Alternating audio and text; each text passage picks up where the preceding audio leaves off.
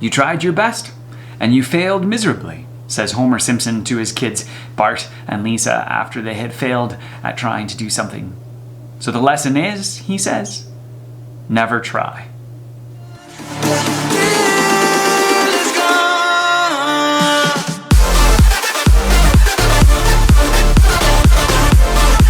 Now, while I do respect Homer's down-to-earth wisdom at times and the way in which his advice sometimes reflects a part of us, I don't suggest following his wisdom, although there's a part of us that kind of does at times.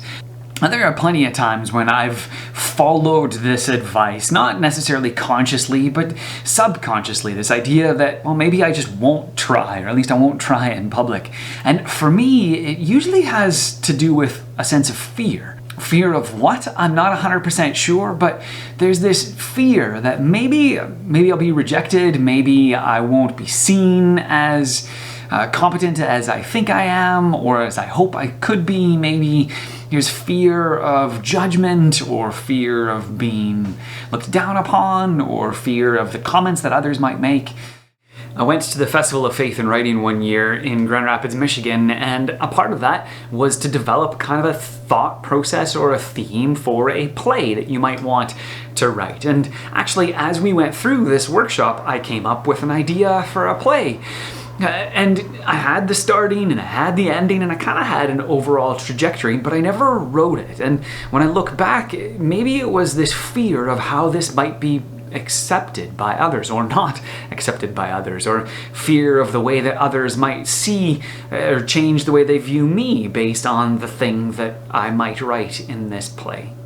So I don't write it, and maybe I follow the advice of Homer, and in order to avoid failure, I just don't try. The problem is, when I don't try, I guarantee failure. We worry that maybe if we float that idea at work, or take this stand at school, or maybe refuse to take this particular job because it's going to get us into places that we really shouldn't be exposed to. We worry that if we do those things, we're going to fail, and so then we don't do anything and we guarantee failure.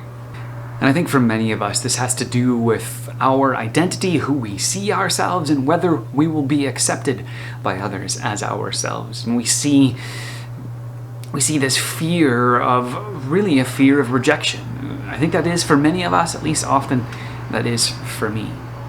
But the message of the gospel is that we don't have to be afraid of that. We don't have to worry about that kind of thing. We are loved, we are accepted already by Christ. Now, that does not mean that we can stay and define ourselves however we want to define ourselves, but it does mean that we can take the risks to be the kind of people that God is calling us to be, knowing that we are and will be accepted by our God. The Message puts it this way in 1 John chapter 4. God is love. And when we take up a permanent residence in a life of love, we live in God and God lives in us.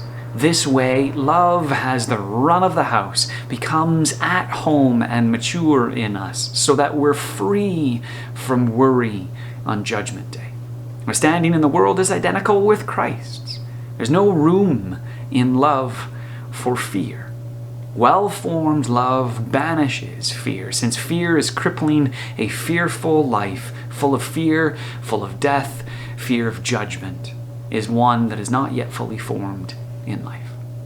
Fear is crippling, but love is freeing. So may you know that you are loved, that you are accepted.